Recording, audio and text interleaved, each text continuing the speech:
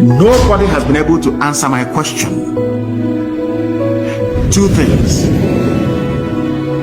Does Nigeria have immigration officers that carry guns? I think that says yes. Nigeria has also customs. Is that correct? Yes.